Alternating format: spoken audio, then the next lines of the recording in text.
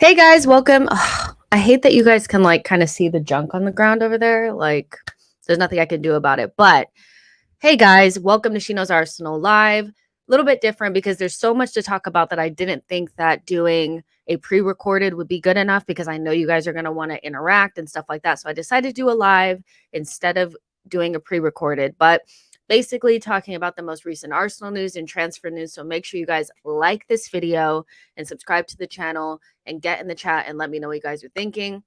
I've seen tons of comments already come through. We will talk about Declan Rice and the initial bid being rejected. The reason why I was like a couple minutes late is because I was just listening to Dean Jones talk on the Football Terrace about this. So I'll tell you a little bit about what he said in regards to this, and then I'll give you guys my thoughts, and we'll just go through it. Also talking about Kai Havertz, and the deal for Kai Havertz is progressing what it seems like is pretty quickly, which I think is shocking to some Arsenal fans. But we'll talk about that, get your guys' thoughts on that as well, and then kind of go over the fixture list that is probably way at the back of your mind now because of all of the stuff that's come out about the Declan Rice deal. It's probably way at the back of your mind, but I still think that that's an interesting conversation to have. So we'll go over that as well. So like I said, don't forget, like the video, subscribe to the channel. And yeah, we'll go ahead and jump in. Let's see what you guys are saying. I'm like almost afraid to look at the comments because I know it's going to just be like collective head loss. Um, Tom Baird says, my head is hot. Clubs fucked it yet again.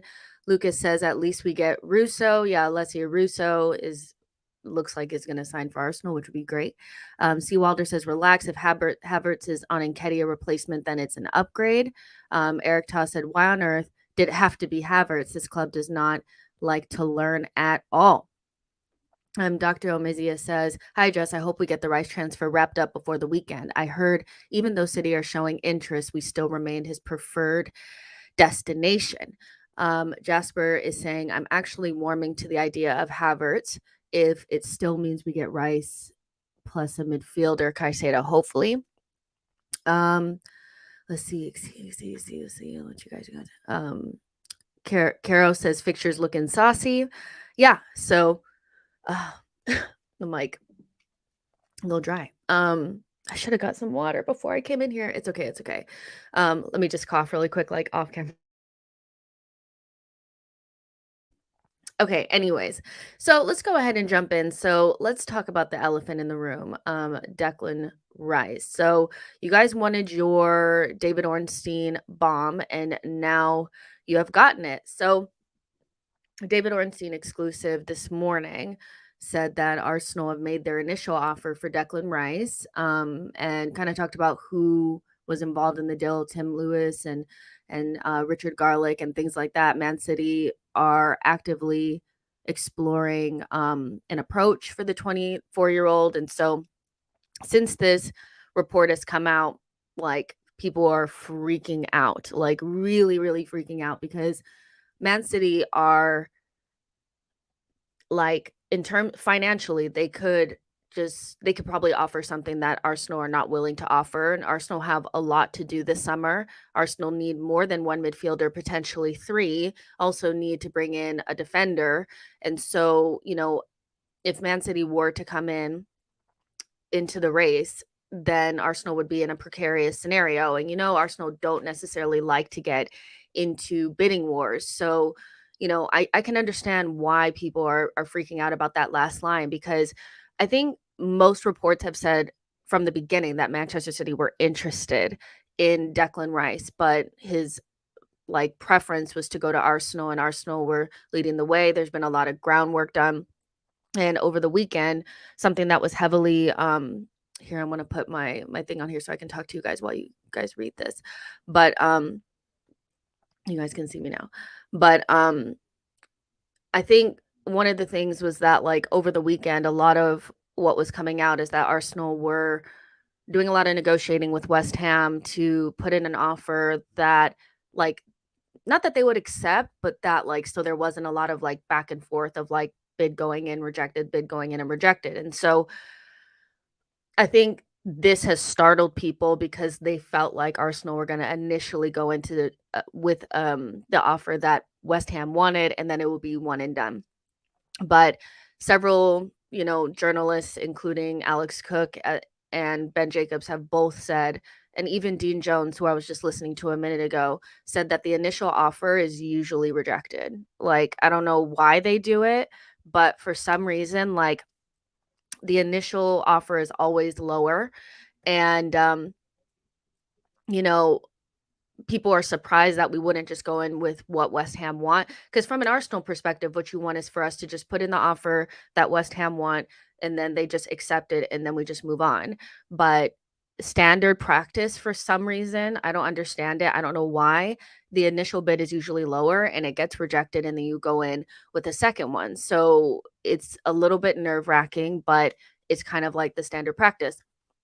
Now, the issue with that is that, like, now there's all these reports around, like, Manchester City being interested and looking and assessing their options and things like that. I'm somebody that always wants to consider the source and why things are happening this way, and so I do think their interest is genuine. Why wouldn't it be? Like, he's one of the best up-and-coming midfielders. It would weaken Arsenal as well. It would weaken a lot of teams not being able to bring in Declan Rice, and quite frankly, like, if you could bring him in and add him to Rodri and whoever else and De Bruyne, like, that would be an excellent midfield, so why wouldn't they want him?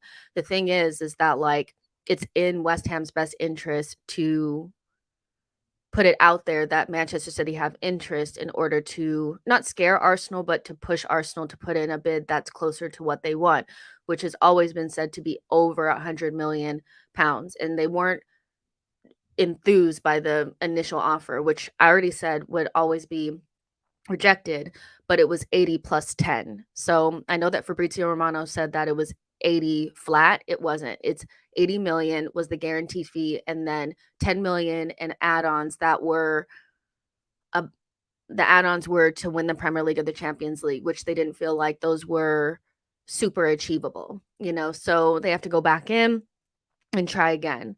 And so if the entire package was around 90 million, that's kind of what people were saying would be the initial offer. But Arsenal definitely need to get closer to 100 million and offer more up front. We spoke about this on multiple shows that West Ham need more of this money up front. They have some FFP issues, and they also want to be able to spend quite a bit this summer in order to retool their squad.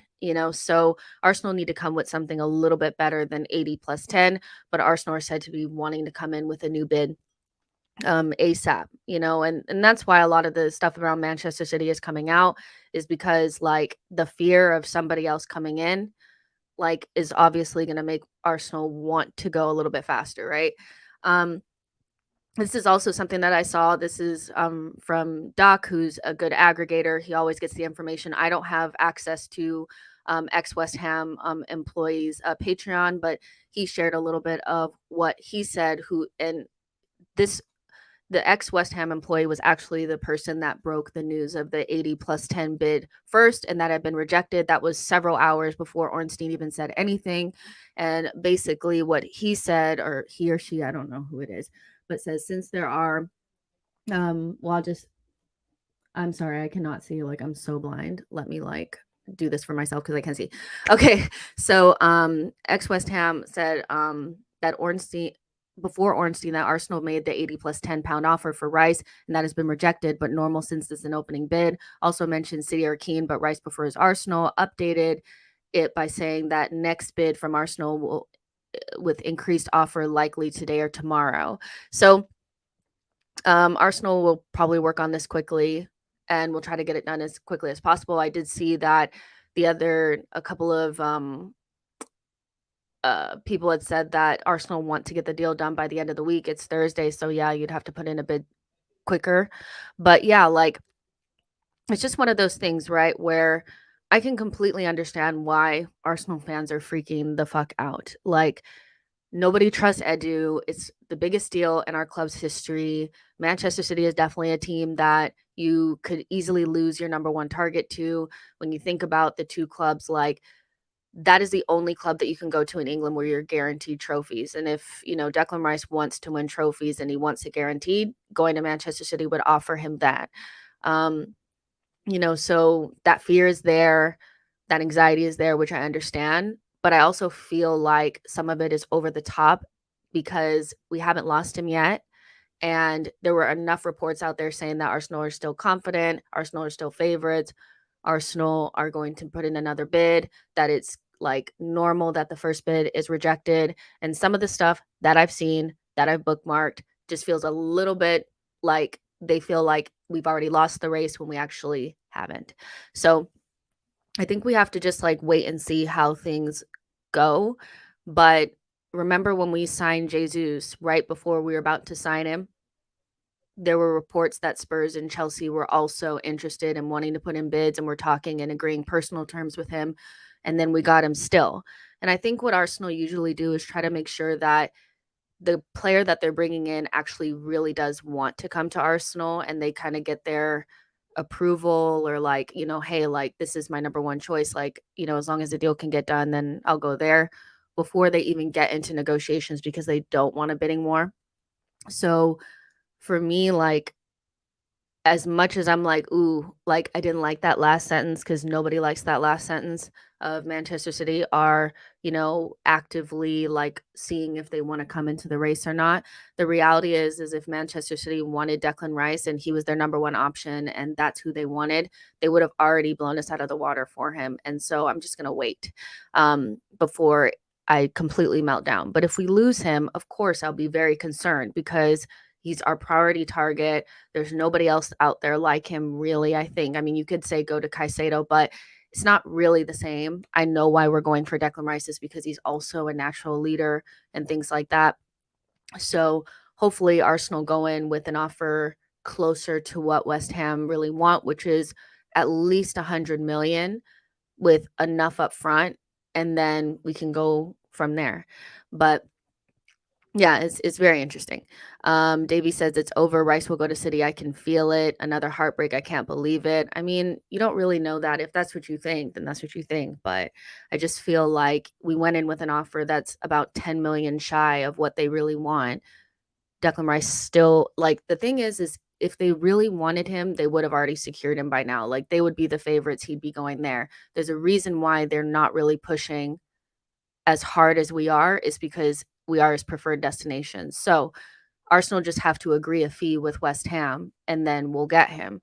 I kind of feel like some of this is just a little bit over the top for right now. Just a little bit. Seawalder says, out of the pram, toys out of the pram now is a bit premature. I think we'll do it, but I can't deny I'm nervous. That's exactly where I'm at. Like, it's just that nervousness because it's not done yet. There's other teams like involved or interested. So, yeah, I just feel like right now, because Arsenal are still trying to get the deal done and they're still positive and it's not over. Nobody said we're not going to go in with another bid. I just think we need to wait, or I'm going to wait. If you want to melt down, feel free. Um, the one Mike Show says, I'm sorry, but sometimes our fans are just horrible. How do you know City will take him? Come on. I just feel like people are like they're in a better position, they have more money. So obviously like that's the natural thing. But I just feel like when City really want a player and if City when City usually wants a player and they're gonna go and spend the money, that deal is done, and we wouldn't even be in the conversation. So, I don't know. I feel like because of what happened in January with Mudryk, people are feeling like this is the exact same scenario and the exact same outcome. But, I'm gonna wait and see, because also people read headlines and then they don't read anything else, and most reports have said that, like, we're still in a very good position and City are just kind of, like, in the background seeing if we can agree the fee. If we can't agree the fee, then, of course, like, we'll walk away and then they'll come in, but Arsenal have always said that they'd be willing to spend over the 100 million, and it's normal for the first bid to get rejected, so I just feel like it's a little over the top right now, but yeah. Matt G says it's frustrating, but it's in West Ham's interest to encourage a bidding war. Yeah, exactly. Um, he says, "Hi, Jess, big up. I don't think we are getting Declan Rice. Man City is getting him. I'm not happy at this watching you from Poland. Maybe, but again, it's not over until it's over, so let's just wait and see. I'm gonna wait and see. let's see, Sibong Essany says, everyone knowing Rice's price for some reason, Edu and co seem to want to act like they're the smartest in the room and try to finesse other teams because apparently Arsenal knock is different. Just pay the money. Well, that's what Arsenal fans want. Arsenal fans just want them to go in with 120 million and just say, here's the money. But there are repercussions and consequences for overspending on a player when you could start a little bit lower and then negotiate to a middle ground. I don't know if anybody here has ever negotiated anything big, but I've never really seen many deals, especially like in transfers, where the initial bid is one, at the asking price, and two, accepted. So we're no different than that. When people say things like, oh, well, Arsenal are the only team that does this, that's actually not true. Arsenal are not the only team that does this. And so, again, like, we want Arsenal to operate differently than anybody else when industry standard is that you go in with a bid that's a little bit lower. It would only make Arsenal fans feel better if we just went in with over the odds. But the thing is, as well, is you guys want two or three midfielders. You guys want Caicedo. You want an attacker. You want a number 9. You want a defender. You want this and that. Well, if you go in with a bid of 110, 120 million, and don't negotiate at all, that will inevitably eat into the budget for everything else. And so I do think Arsenal do need to be smart with a budget of about 200 million and not spend 120 of that, not even try to negotiate it to make Arsenal fans feel better, and then barely have enough to do anything else. So I get what you guys are saying, but like at the same time, like nobody ever thinks of the other flip side of like why negotiating is important. I get Mudryk has gotten everybody like so up in arms, but like it's weird to me that like there's never any thought on like the other side. So yeah, let's see. Kevy Kev says, hold on. Did Madrid lowball Jude? Well, they actually ran unopposed to him, so I don't know what actually happened behind the scenes, but like even if Jude is your example, if you can name that as one example of like they didn't lowball, because we actually don't know what happened with that, to be honest.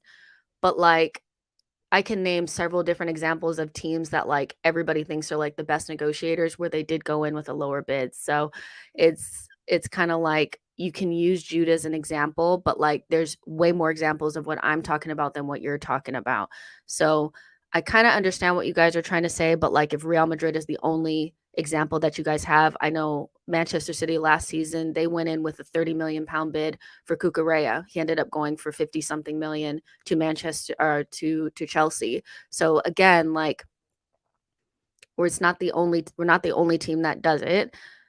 It's industry standard. Many people have said that. Let's just wait and see what happens. I'm going to wait and see before I just completely jump off the deep end, because some people are way off the deep end, and I'm trying to figure out if we do get Declan Rice, how you guys are going to reel it back in and make it seem like you were justified to get this out of control over like something that's not done yet. Nicholas says Edu about to piss away another transfer window. Anna Mashes says that's not really the point. If you want someone badly, don't lowball. They've been talking since January and it's the number one target. But is 80 plus 10 lowballing when the offer or the price is 100 million? Like you guys are acting like we went in with like a 60 million pound bid. So I still feel like you guys are trying to justify this, but the meltdown, I don't really see, other than a nervousness and a little bit of like, oh my gosh, like I don't really understand why people are saying like we've lost him already. And it doesn't invite competition because Manchester City were always there in the background. So that's the thing as well, is like if you've read any of the reports on Declan Rice, is that we were always the front runner and we've done a lot of work on it. Manchester City have always been interested in him. So saying that like all of a sudden Manchester City are there because we put in a bid that was too low is actually disingenuous to the information that we've all had access to. So yeah, they were always there. But yeah, like if we lose out on him, then I will feel like I need to overreact. But if we haven't lost him yet, and everybody is saying we're going to go in with a new bid closer to what West Ham actually want, and Declan Rice still prefers a move to Arsenal, I don't know if I feel like I can justify a meltdown of this level. Like, do you know what I mean? That's just me. But I understand nervousness, but I just don't know if we end up getting him. I don't understand how you reel it back. Do you know what I mean? I don't know how you reel back all of this. Do you know what I mean? So I'm just gonna wait. Um, Fave Me says the reason everyone is pissed is because the move, more time spent on this deal, the more other targets are slipping away. Who knows if we keep doing this, Rice, go to City and in as well. Well, not necessarily, because everybody was saying a couple of days ago that nothing was happening in any of our deals. But then less than a couple of hours after that, we heard that we were moving on. Because first of all, here's the thing. And I think this is a real part of this conversation that needs to be said, because one of the things that's annoying me more than anything is that I already know what's going to happen. So we're going to get onto the Kai Havertz situation, but Arsenal fans ignore very credible and reliable information because it doesn't suit their agenda or their preference. So there's been so much information around what Arsenal want to do in this window. It's a defender, two midfielders, one being a 6 and one being an 8. Those are the for sure things that we know Arsenal want to do. It never said, nobody has ever said that Arsenal want both Caicedo and Rice. Most credible reports from Ornstein, from Fabrizio Romano, from other people have said Rice or Caicedo plus an attacking midfielder. So the idea that we're letting Caicedo slip away, because I know that that's what people are talking about. We're letting Caicedo slip away. If we don't get Rice initially as quickly as we can, then things are slipping away with Caicedo. Caicedo is probably not even a priority in this window. He's if Rice doesn't come in, not I get that would be our preference. My preference would be to bring in Caicedo and Rice. But that might not be the way that the club is envisioning this window. And Arsenal fans have it built up in their head that we're going for Rice and Caicedo. And if we're going for Rice and it's taking too long, we're going to miss Caicedo. We're probably not even in for him. Not really. Not unless we miss out on Rice. Because everything credible has said that we're only going for a 6, which would be Rice, and an 8, which would be Kai Havertz. I actually just read something that said that we're waiting to see what happens with Gundogan before we decide what we're going to do with Kai Havertz. What does that tell you? That Kai Havertz and Gundogan are options for what position? The 8, which all goes back to the initial reports that said 1-6, 1-8. So saying that we're going to miss out on targets because we're working on Rice when we're actively negotiating for Kai Havertz, who is probably always the target anyway, doesn't make sense. So I get it. And when Caicedo ends up going to Chelsea, which is what I've kind of always said from the beginning, is that Arsenal probably have some interest in Caicedo, and it'd be great to get them both. But I just think he's going to end up at Chelsea because Arsenal are going for Rice. So I get what you guys are trying to say is we're taking too long and we're going to miss out on targets. But how do you ignore the information that's out there around the Kai Havertz deal, which is the target for the other 8 position? So we're actively negotiating for 2 players. So again, trying to justify the meltdown when it doesn't really make sense. You know what I mean? You may not be happy about Kai Havertz, but that doesn't mean that that's not what Arsenal are always trying to do.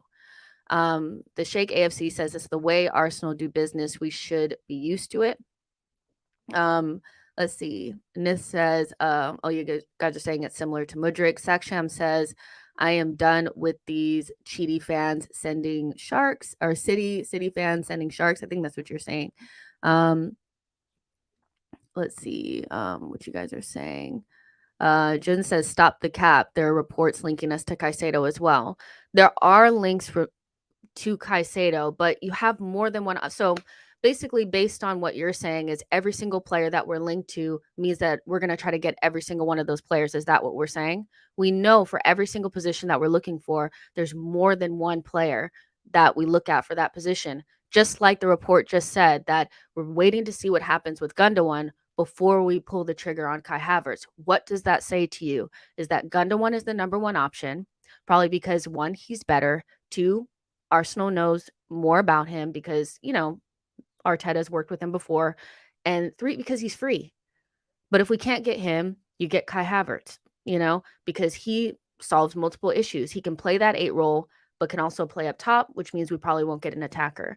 So saying, oh, well, we've been linked to Caicedo, probably because he's the second option to Declan Rice. They've always said 1-8, 1-6. So I don't know why people are ignoring that because of what they want, which makes no sense. Matt G says, when this transfer window is over, we need to have a conversation about Fabrizio and how much he duplicates the same story. Yeah, I mean, I think from his perspective, it helps him look like the authority on everything. I think what he does is he consistently talks about things and changes the wording and kind of, to make it seem like he's getting information or he's the authority on things. But most of the time, he just kind of like copies what other people says. I do think he has connections to agents. So, contract extensions and things like that. I do think that he has information on those types of things, but the exclusives come from other people. Like I said, ex West Ham employee was actually the first person to break the 8 plus 10, the 80 million plus 10 bid for Rice had been rejected. That was several hours before even Ornstein said anything. So yeah, and then Fabrizio Romano came out with stuff. So yeah, it's interesting. Saksham says Havertz and ESR are similar. Will he be sold then? I think getting somebody like Kai Havertz is very interesting when it comes to ESR. I think he should be worried. I think that's the truth. I think he should be worried because we've been linked to several players that play similar positions as Emile Smith-Rowe. And I was initially worried about him because when Vieira came in, I was like, so you spent 40 million on a player that does very similar things to Emile Smith-Rowe or plays in the same positions that he does. Left 8, right 8, off of the wings. That doesn't look good for Emile Smith-Rowe. Then you have Trossard. He comes in. He can play those wing positions, so that renders ESR kind of useless off of the wing. Everybody is saying that he's an 8, yet you're going to spend 50, 60 million on Kai Havertz. So I don't think that looks good for Emile Smith-Rowe, but we will see. So yeah, but I hear what you guys are saying. I want to wait until it's actually over, before I start to freak out. And then we can revisit this. But until we lose him, I just want to know, if we do get Declan Rice, how do you come back from some of the things you guys are saying? It's weird, so until it's over, I just don't want to have a meltdown, sorry. Medi says, do you confident we're getting Rice, or are you confident that you're getting Rice? I am not. West Ham always wanted 100 million. Why are we bidding 80? Everybody usually goes in with a lower bid, so except for Real Madrid, who is the outlier in the scenario. I bet you I can find a scenario where they went in with a lower bid for somebody. But usually initial bids not, accepted. It's usually a little bit lower. Arsenal are going in with another one closer to 100 million, and they're only 90 million, or they're only 10 million off. So it was 80 million plus 10 million, which is 10 million off what West Ham want. So I'm nervous just because it's I don't like hearing Man City and players that we really want in the same sentence. Do you know what I mean? But, let's see if Man City put in an offer. I think that would actually really worry me, is if they started putting in offers, then I know we're in a real bidding war, and then it's, it's looking crazy. But I'm still confident that we're going to get him because I'm reading everything and not just the headlines and not getting caught up in my emotions just yet.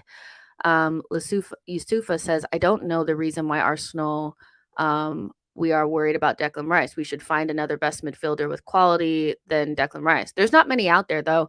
I think the thing is that there's some people that don't rate him, but there's not really that many out there. Like, if you're gonna go for, it's really just Rice and Caicedo. Like, and we had this conversation the other day about why Declan Rice is worth the 100 million. The definition of a 100 million pound player is different now than it was a couple of years ago, and the market inflates, and then you have to readjust your expectations. And when you look at players like Ward Prowse, Paulinho, Edson Alvarez, they're all players that kind of play in that 6 role or some version of it for the teams that they play for. Though all 3 of those players would go for 50, 60 million. And Declan Rice is a better player than the 3 of them. You know, he just is. And so when you add the fact that, like, leadership, you know, you can also like say that he's a natural leader, which is important for a team like Arsenal that's going to lose some of that, losing Xhaka, and that his ceiling is so high.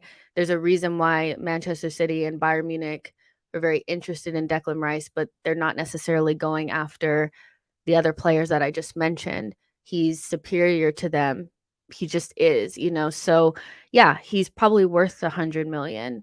And so, yeah, you could go out there and get like another guy, but like, should Arsenal be going for the lesser option right now, or be going for the best? You know, and I think Declan Rice is the best for what we're trying to do. Adebayi says Declan Rice technical ability is not worth 100 million, but his commercial potential is huge. Anwar says Gundogan and Caicedo would be okay for me. Kevy Kev says agree, Rice is the best of the bunch. Saksham says who would you take, 40 million for Lavia or 80 million for Caicedo? I think 80 million for Caicedo. He's better. Lucas says Alex Goldberg tweeted that he still thinks it's Arsenal. He's been kind of like very, very good with his exclusives over the short time the transfer window has been open, and a little bit before. He's very close to Chelsea, and I think he's very close to somebody in Declan Rice's camp. He was the initial person that broke the Kai Havertz news days before anybody else did. I just think I want to wait a little bit longer before I completely lose my mind over, you know, what if Arsenal do put in a bid close to 100 million and they agree the fee with West Ham and it's all over by next week? Yeah. So it's just one of those for me that I've done some of you guys are doing right now, where I just panic and then things work out for us, you know? So I was very worried last season when Chelsea and Spurs had come in for Jesus. And that was different than it is now, but similar, because at that time, Chelsea and Spurs were looked at as much better options than Arsenal. Both of those 2 teams were in Champions League and we were in the Europa League. And they came in for Jesus late, after, you know, we had, I think, 1 bid rejected or something like that. All these reports started coming out about, you know, Conte wanting Jesus and so wanting him as well. And I got very like wound up about it. And then we ended up with him. So, and I know that this is different because it's City and it's Rice, but it's pretty similar in the fact that like those teams were in better positions than we were, and the players still came to us. So I just want to relax, just a little bit. Magzino says, why are fans crying? The guy who broke the bid said he wants us over City, and all the sources said we will pay the bread. Calm down. This will be done in the next few days. Max, oops, I wanted to read that one out. Oh, Lucas says, I'm confident Rice wants us. Only structure of the deal worries me. If we agree on that, then that's a big deal to close. And one thing that I will say is that, you know, knowing that West Ham won a lot of this up front, does make me feel like, okay, so if we kind of do what West Ham want, my fear a little bit is just that that we will not have as much money for other things. But as I've always kind of said, if we get 2 midfielders and a right back, I do think that depending on how big those transfers are and how like the quality of those players are, I might accept that window as success. You know, if we were to bring in, let's just say for the sake of it, we were going to bring in Rice, Havertz, and Cancelo, I think I'd be like, okay, that makes sense to me. But just know that when you're asking the club to just give them the money and just give West Ham what they want, you're also going to lose something in return because there is a budget. It's not unlimited. And I think some people forget that. Matchy says, I'll start getting worried if our second offer is under 100 million. That is something like that I'm thinking about as well, Matchy. Like, if we come in with the next offer and it's 85 plus 10, yeah, we're in trouble, because that means that we're not willing to go over the 100 million that we know is required. The overall price can go down if we add more to it, like initial upfront, but this next bid has to be 100 million at the least. Ibby says, honestly, I don't really get Arsenal being called not serious here. Apart from City, maybe Chelsea, and now Newcastle. Every single team in England low balls with their first offer. Yeah, like I've even seen Chelsea go in with lower offers. I've seen City do it as well. I just gave you guys and like people are like, oh well, Cucurella. City did go in with legitimate bids for him. So regardless if he flopped at Chelsea or not, this is a player that they went in knowing that Chelsea wanted at least 50 million and they offered 30. So everybody has a way to negotiate that doesn't align with what the fans want, because that means that they have to wait a little bit longer or they have to be in a holding pattern of uncertainty. But we just have to wait it out a little bit. I'm gonna wait it out before I just completely lose my cookies. Sean OGO, thank you. OGU said thank you so much for your super chat. Says Bellingham is already a better player than Rice at 19. He's gone to Madrid for 100 million. Why is Rice more expensive? Well, here's the thing: is I think people think about final figures a little bit too much.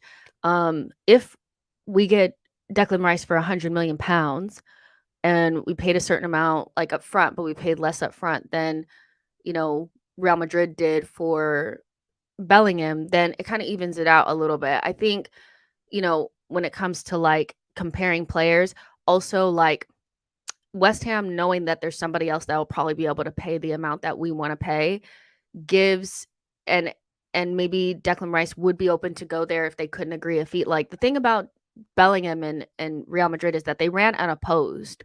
So Dortmund had to sell him, or they felt like they had to sell him. And so they kind of just had to agree with Real Madrid, knowing that nobody else would be able to come in and turn Jude's head. I think there is a percentage where Declan Rice could have his head turned if, West Ham were to say, we're not going to accept Arsenal's bid no matter what, but Man City are here. So that allows them to keep the price a little bit higher. If we were running unopposed to, Rice, we could probably get him for the 80 plus 10, but they know that they can get 100 million. So I think it's a little bit of that. And, I get that Bellingham is a better player and all that kind of stuff, but I don't know. I feel like it won't be that much of a difference in price. It might be about 10 million. And that to me, that's not that big.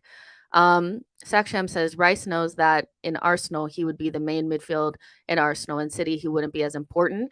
The thing is that you have to kind of I think for him he has to kind of weigh out his decision. Do you want to be the thing is people are there's no guarantee for Arsenal to win trophies, which is true. But if a player backs himself enough and is convinced enough by what Arsenal and Arteta and Edu are trying to build, then they'll back themselves to come in and be the difference. Whereas there's some players that want a guarantee. They may not be the biggest part, but they'll go in there and they'll be guaranteed that they'll get silverware regardless if they play or not. Now, I think Rice would play quite a bit at City. Why wouldn't he? But yeah, there's a difference in that. Some players want to be the reason, and some players just want to be a part, so he would have to make a decision. I don't know Rice personally, so I don't know what he wants, but I think the fact that we are his preferred destination, and I know people are saying, well, it's in London, so that's why, but Manchester's not that far. So if Manchester City really did want him and he wanted Manchester City, he would move 4 hours north to do that. I think it's more than just the fact that that Arsenal are in London. It's also, I think that, he knows that he's going to be the main man. That's my guess. But, we'll see. We'll see. We'll see. I'm just kind of like I don't know how to say this, you guys, but like without being like rude, but I just want to relax. What shall be, shall be. Um, let's see. Gunnerblog says one of the things I learned about AFC this window is that they felt there was one more position in the lines of attack that could be filled. I think Havertz comes in and he would do that. I think he's different type of center forward, and we might see Gabriel Jesus in more wide positions. That's talking about um, Havertz. So that's another thing that, we can talk about as well when it comes to the Havertz. I'm just making sure nothing else has broken, so just give me a second. Um, and I'm also talking at the same time. Um, let's see. Okay, so nothing else, nothing else.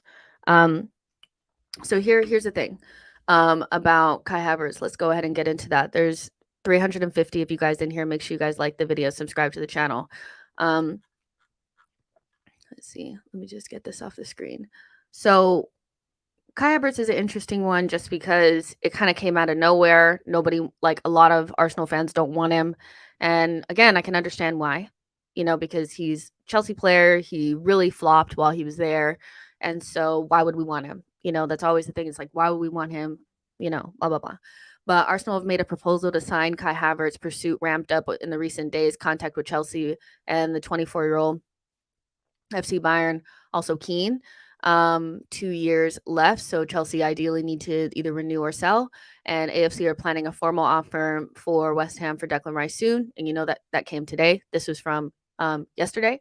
So Kai Havertz, interesting one. We just don't know where this player would play for us. I think that's like the main thing with Kai Havertz is I don't really understand where he would play for us.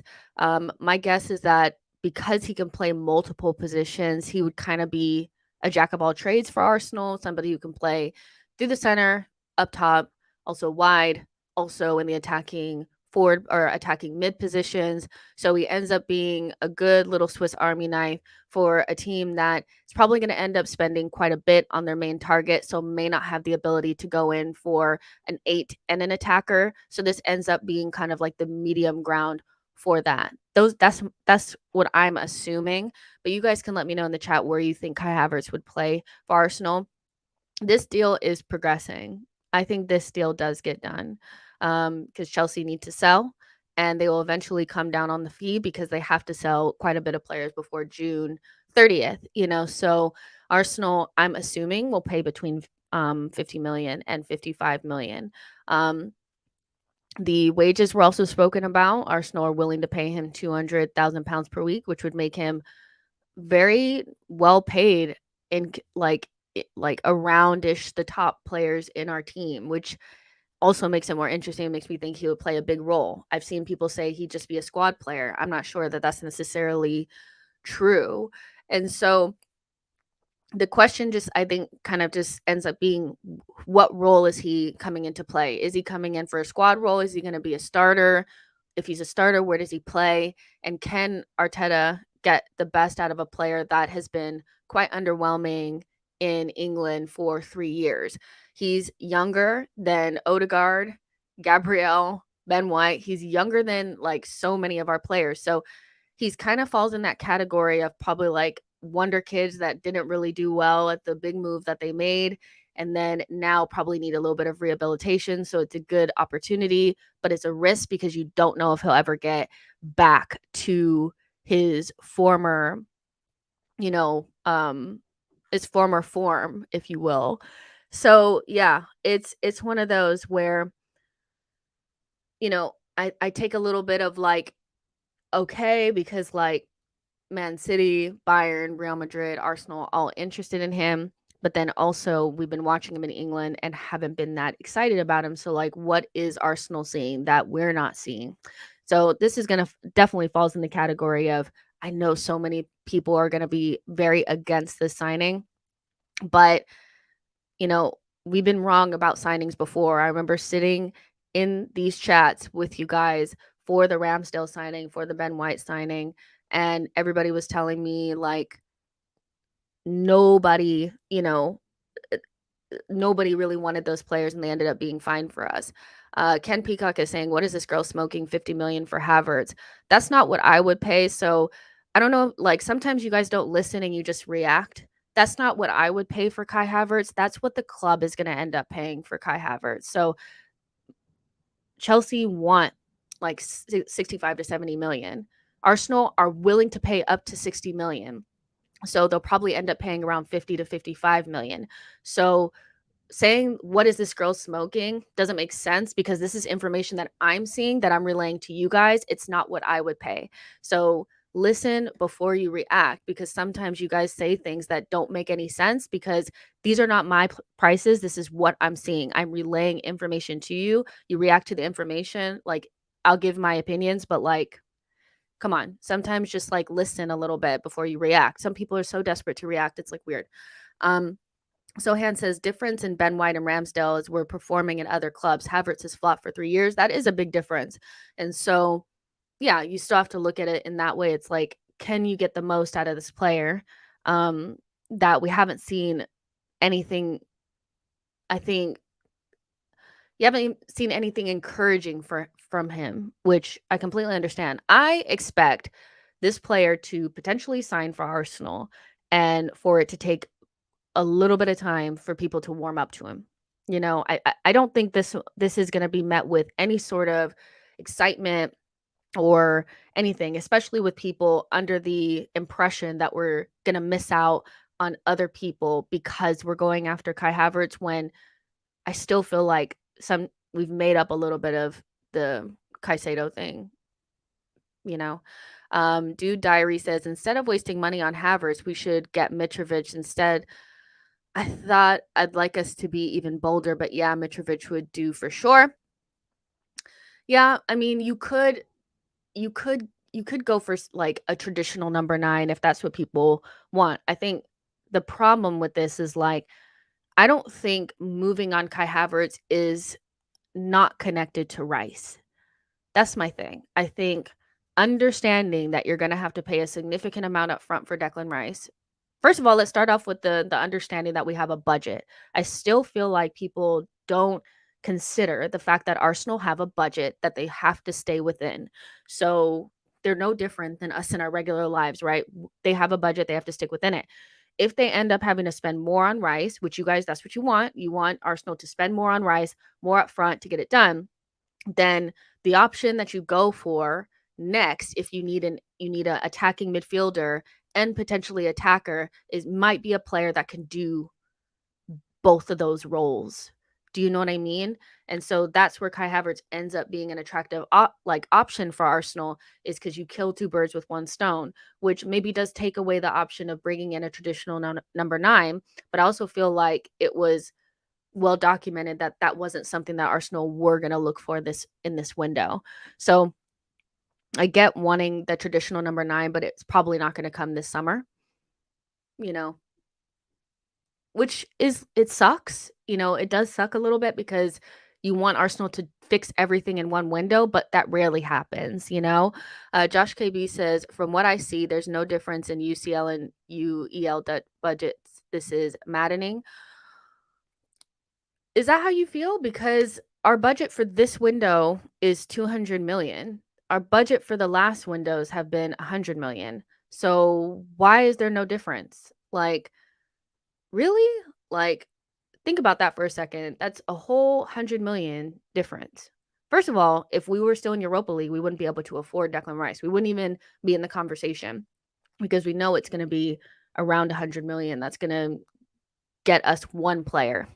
So the fact that like our entire budget would have had to been used to buy Declan Rice last summer, the fact that you would say that you feel like it's exactly the same if we're potentially going to get Rice and Kai Havertz and another player doesn't make sense. The math ain't mathin'. So basically what it is you're upset because maybe you're not getting who you want or you feel like there should be an unlimited budget, but 200 million without sales is a significant budget and significantly bigger than what we've had in the past. In the COVID year, we spent like 75 million. So that's double that. So, and that's just me doing my bum ass math right now, just at the top of my head. Charlie says, sell Jesus to Juve and get Dusan. Your 9 can't give you 9 goals a season in the league. That's poor return on investment. I wouldn't sell Jesus. You know, I still don't really think that scoring goals is our issue. I think it's an issue that people have, or like people are used to having like a 9 and they're so afraid that like if your 9 doesn't score enough goals, then that means something. But, you know, when you score over 100 goals in all competitions in one season, I don't think goal scoring is really your issue. I think we couldn't defend to save our lives, you know? Kevy Kev says, before Kai comes to the Premier League, he was a top baller. I'll give him 1 season to catch fire. If he comes, I think he'll get a game. Like, the reality is we know Arsenal fans are going to freak out. Like, if he doesn't look great on the first day, like there'd be a lot of pressure on the signing to work out. It's just not something that I feel like is going to be warmed to very quickly, which I don't really blame people for that. You know, I would say have an open mind, but if you have a closed mind, I can understand why. Marcus says, I feel like Havertz could be a little bit more mobile version of Xhaka if Rice is the main 6. Yeah, potentially. Potentially. Let's see. Sohan says, I think the right back or center back we will get for cheap to accommodate the Rice Havertz, hopefully Caicedo. Yeah. I yeah, maybe because we still have to think about sales as well. Like we're going to lose some people. Like you're gonna lose Xhaka for sure, Tierney, probably Balogun as well. Like right there, like that's a good chunk of money. So I still feel like Arsenal want to bring in Cancelo. That would be my number one option as well. You know, so I prefer us like to try to sell a couple of players and go for a more transformative signing and going for a cheaper option, but we'll see what Arsenal do for sure. Josh says, Jess, I'm being respectful, but in my opinion, we got Jesus in with a Europa League budget. So for our UCL targets haven't even topped that. We are a doubt to sign Rice now. I mean, I haven't seen that we're a doubt to sign him. All that we really saw. So not a single report said that it was unlikely that Arsenal would sign, because when you say that Arsenal are a doubt to sign Rice right now, what you're saying is that we're unlikely to sign him, or it may not be possible or whatever. I've not seen a single report that said that. It said that our initial bid was rejected and that Manchester City were also interested in him. So I don't know, like I read something different. I didn't read that the race was over or whatever. And in terms of our targets are not only more expensive, but they're more experienced, and most of them have played at top clubs before. So besides Rice, who hasn't played at a top club, but is going to be probably the most expensive midfielder, English midfielder, like in history. You have Cancelo, who's our main option as a right back, who we would have never been able to sniff at had we had not had Champions League, because unlike Zinchenko and Jesus, his issue was his attitude, not the fact that he was not a good player. Mind you, he played for Bayern. He also played for Man City and won trophies. And then the other option is Kai Havertz. He's not somebody that without Champions League you can get. He's won a Champions League. He has tons of experience. He's coming from Chelsea, not from like, you know, Burnley or something like that. So if you don't see the difference between the targets, then that's on you. But like, I still feel like we're being a little, like, I don't know, I don't know how to describe it, but it just feels like people want to jump off the deep end. But also like, because I've seen people say like our targets haven't changed, and I thought that having Champions League would mean that we'd be getting only world-class players. But the world-class players that I think you guys want, like if you guys can name some world-class players that you're interested in, if they're at Bayern already, or they're at Real Madrid or Barcelona or something like that, I don't think they're gonna come to Arsenal. So like I don't know what you guys were expecting, but the people that we've been linked to, like you guys said, we're linked with Caicedo, we're linked with Cancelo, we're linked with Rice, we're linked with Havertz, we're linked to Gundogan. To me, that's a definite step up from what we've been linked to from before. Um, uh, DRK Druid says, Man City have Rodri, so I'm chilling with the Rice bid. No panic. God's Child says, OC-men, so people want OC-men. Anthony says, 100 million for Rice, and we paid 35 million for McAllister. Well, you definitely paid less because it was a release clause, and you also paid less because he's not, I don't think he's going to be one of the best midfielders in the world. He doesn't have the capacity to be that. So that's another reason you ran unopposed to a player. Like, the fact that nobody else wanted him is significant. Like, if nobody else wants him and it's just you ran unopposed, I think that says more about the player and not so much about, like, Kevy Kev says, who's the bigger gamble, Musa Diaby or Kai Havertz? Both huge gambles. I've never been convinced on Diaby. I just think something about him just says, like, he's just not going to make it in the Premier League. Now, I could be wrong. Like, he could go to Newcastle and just absolutely kill it. You know how that happens.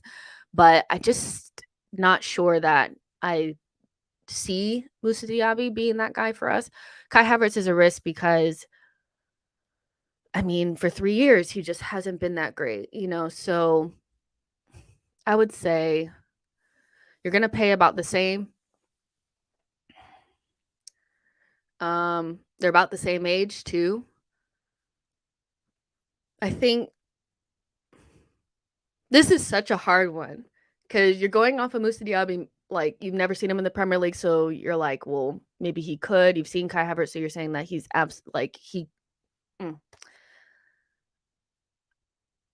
would say maybe I would say Musa Diaby is probably the bigger gamble, just because I've never seen, like, a top club really that interested in him. He's been linked to going back to PSG, but, like, it's just kind of been like Arsenal, like, a little bit, Newcastle a little bit, and they've pivoted to other people. I think with so many teams needing wingers and him not being, like, somebody that's, like, gaining that level of interest, I think makes me a little bit more worried about him. But they're both a risk for sure. Let's see. Leopold says, let's be realistic. We are a team that finished in 8th 2 seasons ago, and we are back in Champions League. Thou shalt know thyself. Nicholas says, City about to come in and show Arsenal how Champions League club is supposed to close a deal, locate, target, and get target. Well, the thing is again, if Manchester City wanted him from the beginning and he was their top target for midfield or whatever, then I think they'd have it pretty much sewed up from now. I think I'll wait until they actually put in a bid to start speaking like that. But, like, again, people just said that they were interested and maybe thinking about making a move. Not that, that a bid was imminent. So I'll just wait. But Theo says, sign a fresh wonder kid like Xavi Simons, not a washed one who can't prove himself in 3 years. Yeah, that's an interesting one as well, that you could have went for Xavi Simons, but you're going for Kai Havertz instead. Akal says, just pay the money for Rice and let's move on. Why are they so mean?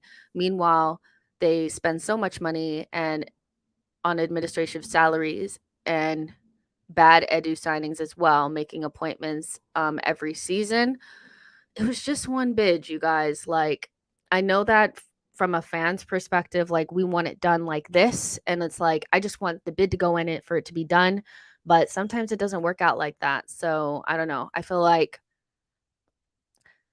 I just want to know how some of you guys will reel this back if we end up getting Rice, if you'll feel like maybe you overreacted, because nobody has said that it's over yet, and I get that you don't trust Edu, but, like, nothing has really happened except for the first bid has been rejected. So I don't know.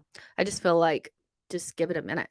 D Boy says, oh my God, McAllister got more goals than Declan Fried Rice with less appearance. Just don't let this English media gas you. Rice is nothing. Gaslight, British athlete, nothing but English tax. Well, they play different positions. So, like, Declan Rice he plays more of, like, in a double pivot, like a number 6. Like, he is like a defensive midfielder, and McAllister is a 10. So you're showing your lack of ball knowledge there, my friend. So yeah, everybody is, like, on fire right now, which is fine. I figured this would not be that fun of a stream because of course, people are so scared we're going to miss out on Declan Rice, which I understand. I just feel like I just want to relax for a minute before I completely like lose my whole mind. Just seeing if anything else has popped up um, while we're live, just to make sure everything is current. Um, let's see. Let's see. Yeah, I'm still not seeing anything, but yeah. Um, it's weird because people are saying like even like it's weird that West Ham fans are saying that that bid was disrespectful and embarrassing, but it was 90 million for a player that West Ham deem worth 100 million. So it's just not I just don't see the reason to be like so over the top right now, but if there's anything Arsenal fans are going to do, it's going to be overreact. Um Leopold says, I hire people for a living and I still have offers pending, even though I know what the candidates want. I think you're referring to like the Declan Rice thing. The Emirates faithful says, can't believe they went from David Dean and Wenger to Edu and Arteta. Kevy Kev says, imagine Rice going to City and then later getting relegated to League Two. I don't think that's going to happen. Lucas is saying 6 out of 10 of McAllister's goals were penalties. Again, like I just feel like people need to realize that like Declan Rice is different than other players, and if you're using goals as a way to discount his quality, then you've kind of exposed maybe your like lack of ball knowledge. Like I don't want to be like that, but like you want to compare Declan Rice to like Rodri and players like that. I feel like that's kind of where he is, not comparing him to a number 10. Um, Zeus says, have farts. Thank you so much for your super chat. Is a 10-9 winger, not an 8. Who told you the budget is 200 million? The club would never make that info public. People overreacting because it's same old Arsenal. Huh? Yeah, sure. Uh-huh. Um, Well, the thing about it as well is like if you're gonna say that nobody ever told us what the budget is, then you also don't know the other way if we have money, if we don't have money. So if none of us really know how much we're gonna spend, then everybody overreacting about how much we have to spend is stupid, right? But most reports have said that Arsenal have at least 200 million, which makes sense because we're trying to spend like we've just put in a bid 90 million for Declan Rice. We're willing to spend 60 million on Havertz. That's 160 right there. That shows you right there that we have over 100 million, which was usually our budget the last couple of seasons. So it's just one of those things where like even if you don't know for sure, you can use like very simple like deductive reasoning to come to a conclusion on a roundish what our budget would be. So yeah, and then saying like, okay, well, Havertz is a 10-9, not an 8.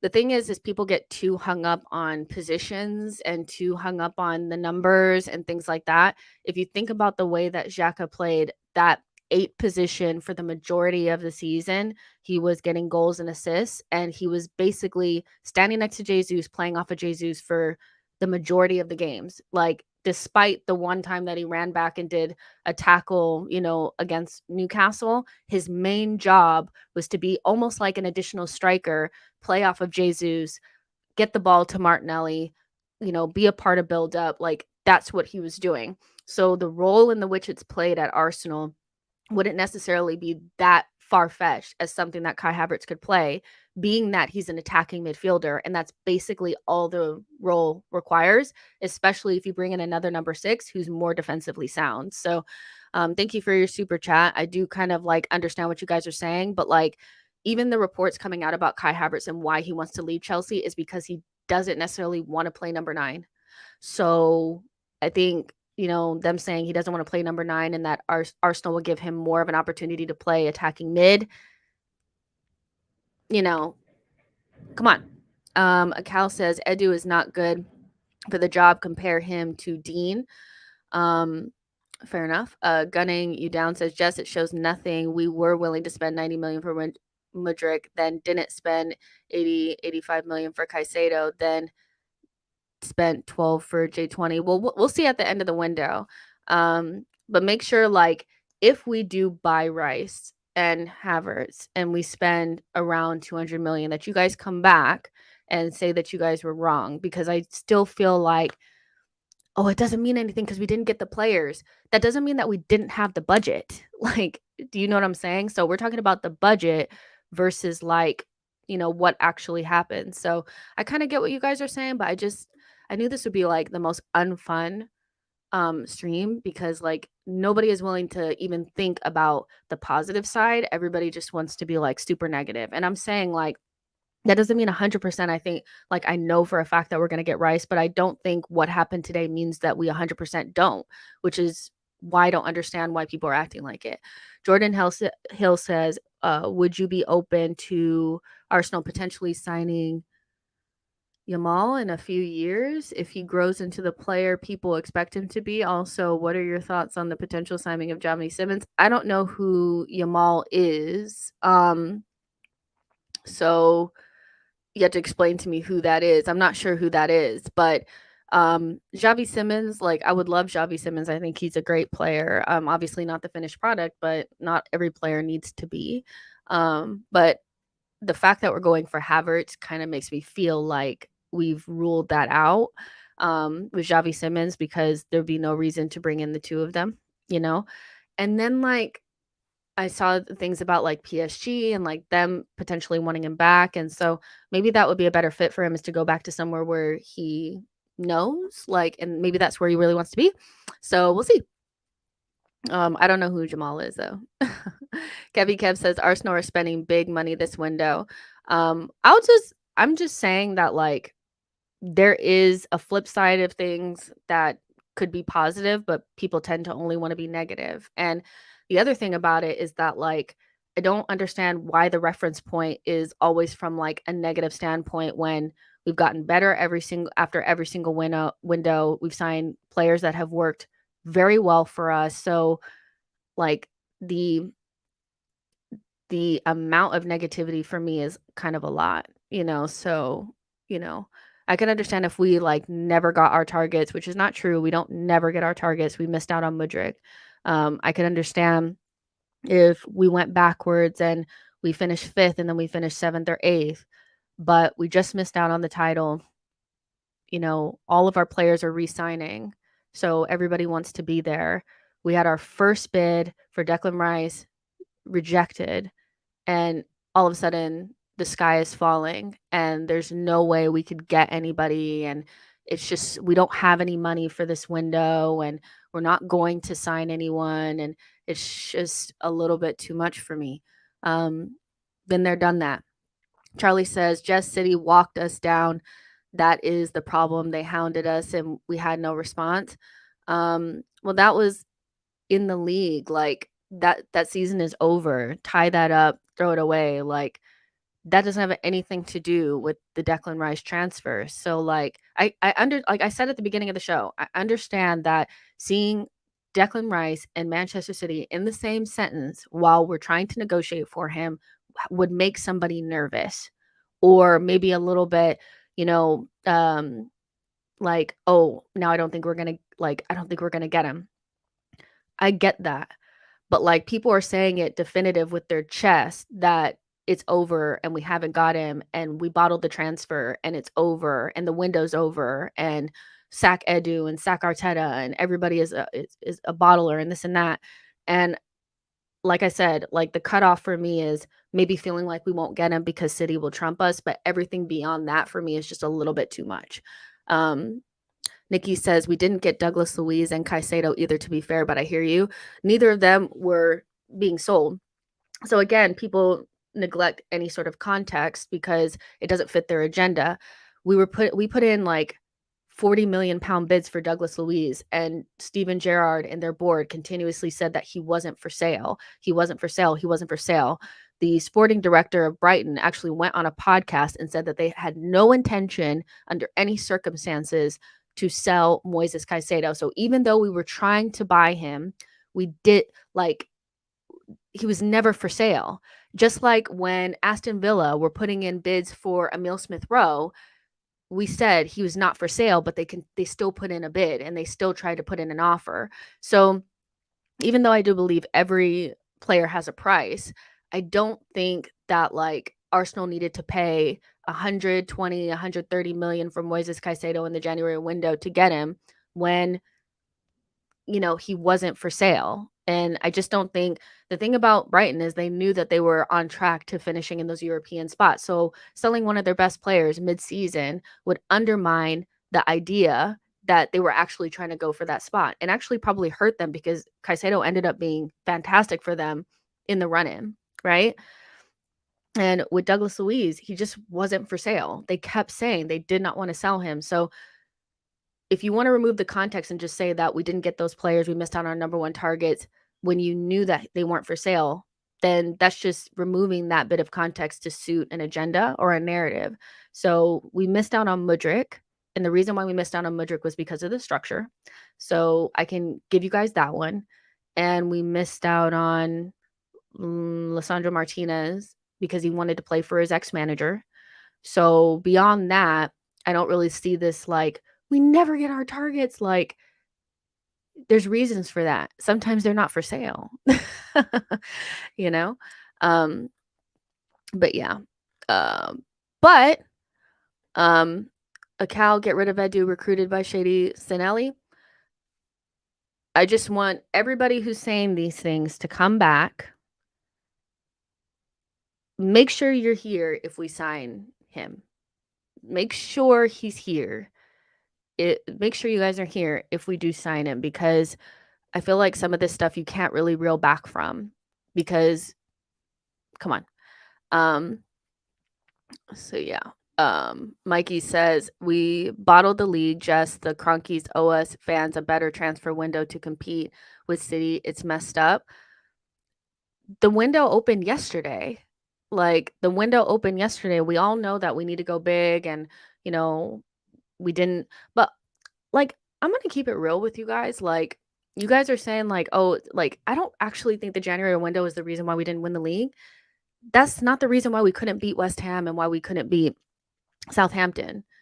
It just wasn't. And that's where our season unraveled. We didn't have the mentality. We just crumbled at the end. So yeah, and they do need to get a big window because we need it, because we're going to be in Champions League and stuff like that. But the window literally just opened and people are acting like it's over because our first bid was rejected for Declan Rice. Just relax. Just relax. We will come back. And if it all goes wrong, then I can understand this so much more. But, if it goes right, I want you guys to come back, because I don't want you guys hiding and stuff after you guys have said such very final things off of the back of one thing. I'm kind of with Arnolito, go take a walk, go get some air, touch grass. This is crazy. Anwar says, I wish we did business a little like Liverpool behind closed doors. I mean, sometimes we do. Sometimes we have transfers that go that nobody knows about. We've had those before, but big transfers like this, hard to take. It's really hard to do them behind closed doors. It really is. Saksham says Havertz is underwhelming also due to the fact that he's a Chelsea player. I already said, yeah, you don't really want players from your rivals, but we'll see how it goes. Zeus Mode, thank you so much for your super chat, says Xhaka dropped into the pivot with Partey when out of possession. We're going to play with 2 10s with Kai, extra 20 million gets Caicedo. Rice would play the Xhaka role. But I mean, you're talking about changing dynamics based on what you want, not based on maybe what Arteta wants. Again, maybe Arteta wants to play with 2 more advanced 8s, and he's getting Rice because he's a better defensive cover than Partey, and he can actually play the single pivot without having Xhaka drop back. Maybe that was always the plan. There's been several times that Arteta has tried to play Odegaard and ESR together and it hasn't worked. not necessarily because the two of them can't do it, but because you have to have the right structure in behind those two players in order to make sure that they don't have to drop into an extra double pivot. And Partey is not somebody that can play that single pivot without Xhaka. So I hear what you're saying, but like, again, we're speaking from this is what Arsenal should do because this is what I want. But like, maybe Arteta wants to play with two advanced eights, maybe that's what he wants to do. But either way, let's talk about the fixtures that came out. I know this is way back behind everybody's like thoughts and what they want to talk about, but this is actually set in stone where the transfers are not. So let's talk about something that's actually happened and is set in stone and not just like, vibes. Okay, so we start off with Nottingham Forest on the first day, which I think is kind of a good thing because like the last couple of seasons we've been the opening game on the Friday under the lights away from home, which hasn't always been great. We know that playing against Brentford, that was the story of our season 2 seasons ago. Playing Crystal Palace, we beat them, but that was a very hard game, away from home. And I know the reason why they gave it to us was because that is the game that hurt our season so badly. And so playing Nottingham Forest, which is not an easy game by any means, at least playing it at home gives me like, okay, we'll beat them. Crystal Palace, London Derby, those are always hard away from home. And then you play Fulham, so that should be 9 out of 9 right there.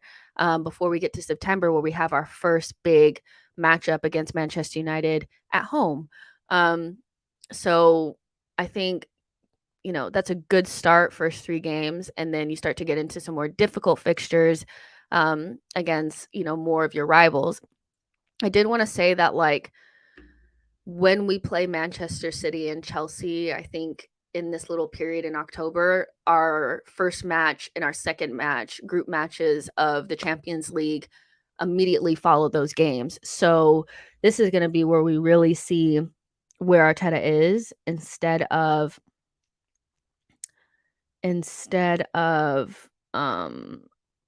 like we're going to see really where Arteta is in terms of his squad rotations and stuff like that. So AFC's fixtures after the Champions League, match day 1 and match day 2 are Spurs and City at home. So, yeah. So this Spurs game in September on the 23rd, we play our first game of the Champions League after that. And then we play the Champions League game before it during the week, and then we play that on the weekend, and then we play Manchester City. So, I mean, it's one of those where obviously against like Tottenham and Manchester City, you have to play strong teams, but you're also going to have to play strongest teams in the Champions League. So this is going to be an entire squad game. This is why making sure that you have really strong team and really strong squad is going to be super important. And then going into like the end of the season, I feel like we always have a tough end to the season. So I'm not surprised to see like we go to Manchester United away, we go Tottenham away like towards the end of the season. But I think for the most part, like I can look at our April and not feel like it's the April of death, because I feel like April is when like the season really starts. We kind of saw that like once April came, we kind of crumbled. But Luton Town away, Luton Town at home, Brighton away, Aston Villa at home, Wolves, Tottenham, like that's not as bad as it could be. So let's see where we end up. But what do you guys think about these fixtures? Were you guys worried? Do you guys care? What do you think? Let's see. Saksham says rest doesn't matter. Much better team always wins. Look how we lost a lot of points this season at the end, even if we had 1 game per week. I think actually having 1 game per week actually hurts you quite a bit, because I think like you don't have that little bit of like keeping people fresh. I actually think we've been much worse once we go out of competitions. We're actually at our worst, So being in competitions for longer periods of times, I think will help us. Rotating more, it's going to help us.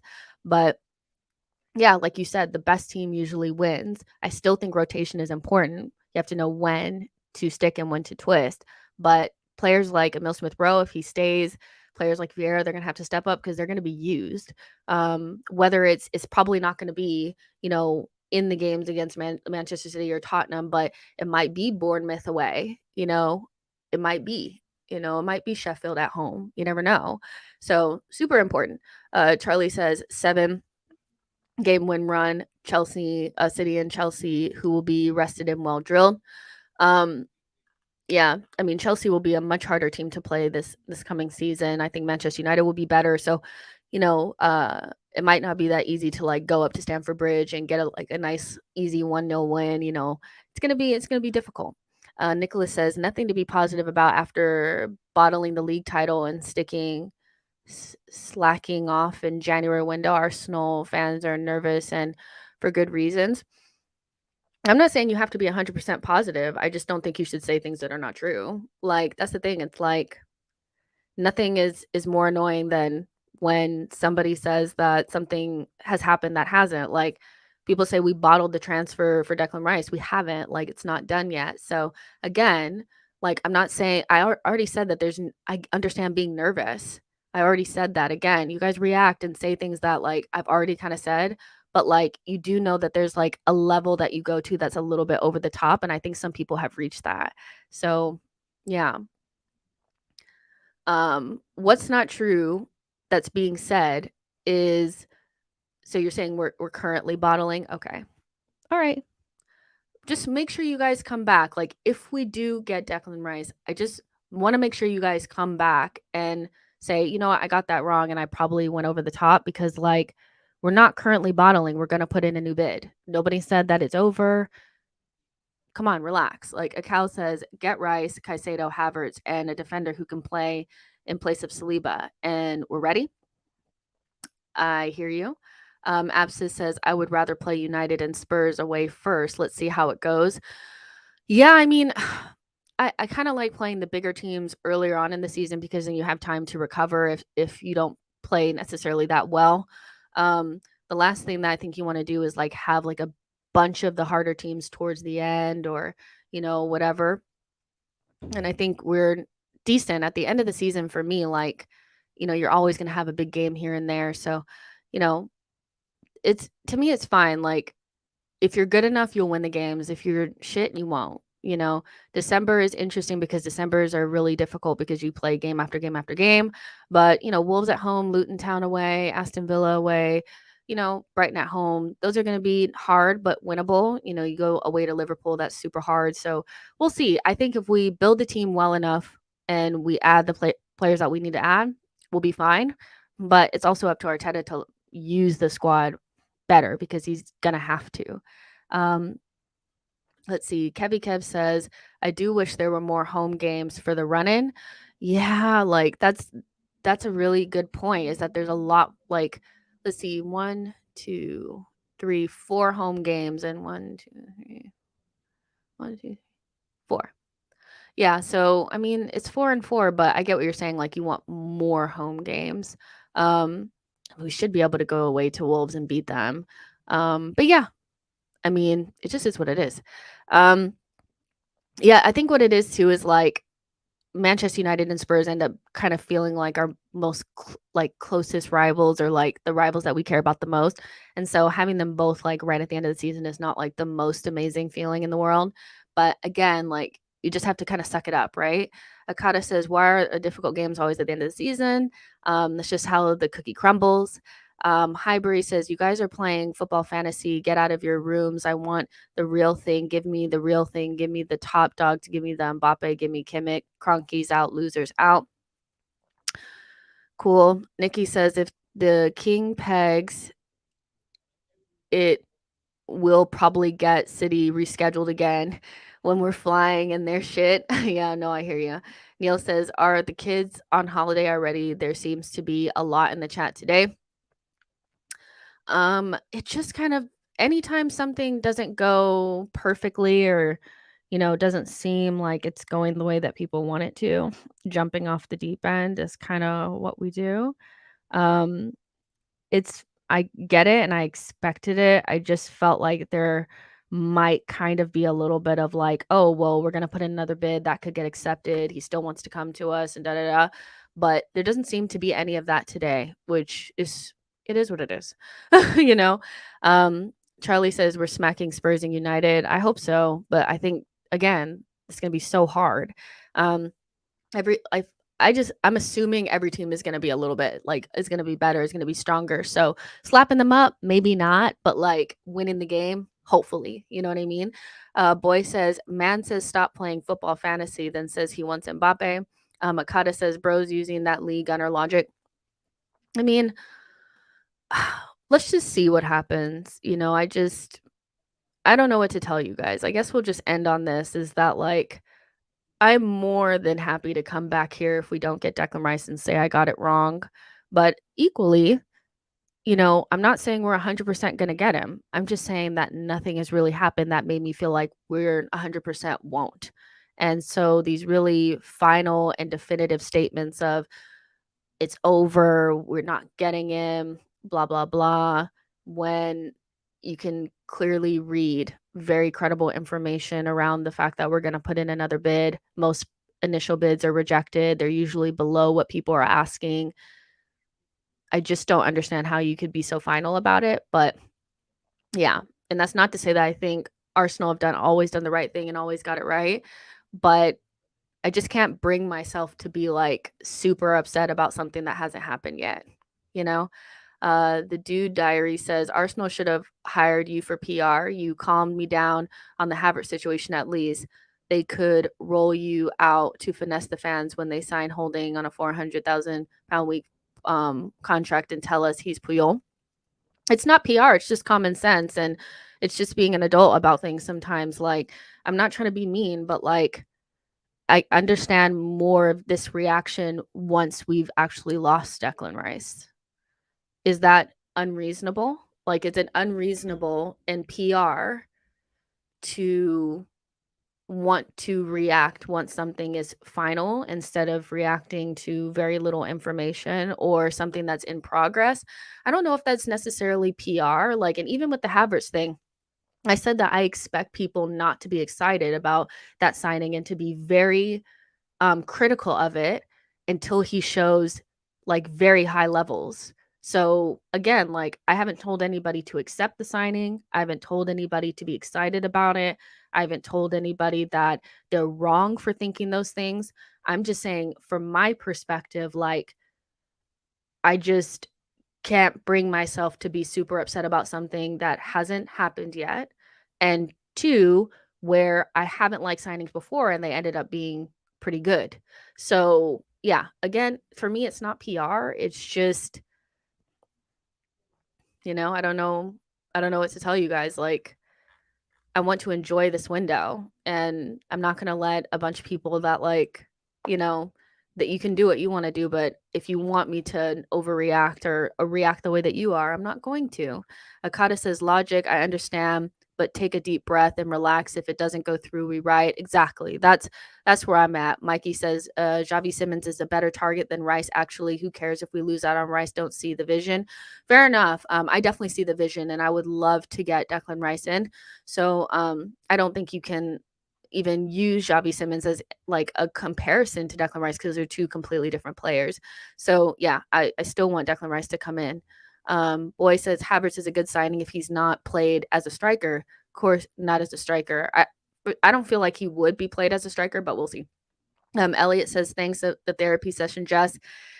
I mean, was it much of a therapy session or was it just more of a, felt like a daycare center where I was taking care of a bunch of kids? Cal says we don't behave like a big club. They should pay the money while we pay for shirts and tickets.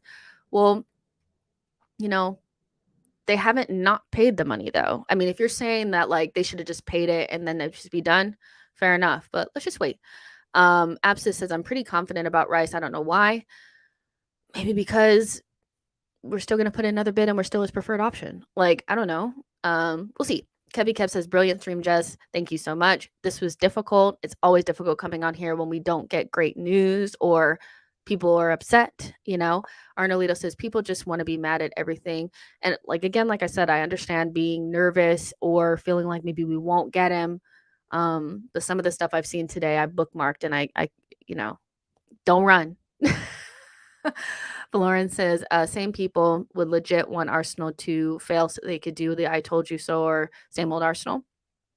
that's a lot of it. I think some people just want to be right. So yeah. Um, the Theo squad says people need to calm down. Loads of clubs bid below to test the water. It's only been a day. If they don't get Rice, then there are other players they can go for. I know people don't want to hear that. I mean, I'm definitely in the camp of we need to get him, and he's our number one target. But I also am I like those first two sentences, like loads of clubs bid below to test the waters, and it's only been a day. That's kind of where I'm at. Um, Nicholas says, thank you, Logic. It's the stalling tactic on these deals that causes massive bidding wars and makes it impossible to get players that you want. Hopefully everything works out. I mean, I don't know. I guess because we've been talking about the transfer for so long, people expected it to be signed, sealed, and delivered on the very first day of the window, or even before that, when before the final whistle even blew, when they won the Europa Conference League, final. Totally get that. I'm not sure that I feel like it's stalling. I feel like it's a normal negotiating process. And again, if you want Arsenal to just go in with 120 million right off rip, I can kind of understand that, but I've never really seen people do that. Austin says, I'm gonna put faith in the team to do their jobs, and I'll judge the results because it's same either way. Fair enough. Igro says West Ham are feeding the media rubbish to put pressure on Arsenal. The player wants to come to Arsenal. His value halves next year. They have to sell. We have leverage. It's a bit of that. I don't know how to like. It's a bit of that, but it's hard to say that because people will tell you that that's not true. We're just being stupid and blah blah blah. But we'll see. Talks Football says, if I'm Rice, I will not go to Man City because of Philip. The thing about Phillips is that people are saying, well, it's so easy for Manchester City to get that deal done because they can just give West Ham Phillips and then Rice can go there. But the reality is Manchester City just bought Calvin Phillips and he's already said he doesn't want to leave. And if I'm Calvin Phillips, I'm digging my heels in because I'm I'll be able I back myself. I'm not just going to leave after a season. I've already won 3 trophies. I want to win more. I'm still making the England squad. So regardless if I play or not, I still make the team. So I just think I don't know. I feel like Rice would go there if, Arsenal could not agree the fee with West Ham. But this idea that they're just going to be able to give Phillips away and then Rice can just go there doesn't make sense either. Jeffrey says, I think the Rice is worth 80, I think maybe 80 million, you're saying. Well, we put in 90 million. So there you go. Mikey says we can get decent players in what we would pay for Rice. Just saying, good good stream though, Jess. I hear you. Some people would want maybe to go for different players. Dev M says for Rice, he has to see where he gets the most game time. He will be a starter for Arsenal, but a rotational for City. Tony says City can't guarantee minutes like Arsenal can. I think it's minutes, but it's also trophies as well. I think, as Arsenal fans, we also have to be realistic that some players want to win trophies, and Declan Rice has to make a decision whether or not he believes what Arsenal are going to do plus him, is good enough to win silverware, or if he wants to be a part of a machine that's already built, win trophies, but maybe not have as big of a role, so we can't discount that, but if anybody was offended by anything that I said today, good, because if you were offended, it's probably because I told you you're being a baby. But at the same time, like I said, if you want to know about the Declan Rice thing, if you're just joining, I kind of went through everything with the Declan Rice thing and put my thoughts out there and validated people's feelings on being nervous or maybe feeling like maybe we won't get the deal over the line.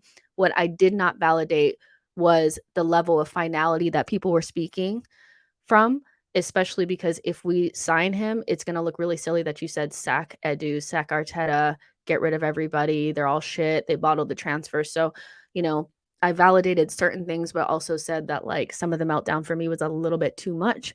We also talked about Kai Havertz as well as the fixtures, so you guys can go back. But Love you guys so much. And there probably won't be a stream this afternoon unless something big breaks. That's why I did the stream in the middle of the day. But take care of yourselves, touch grass, get some air, relax, and I'll see you guys in the next one. Bye, guys.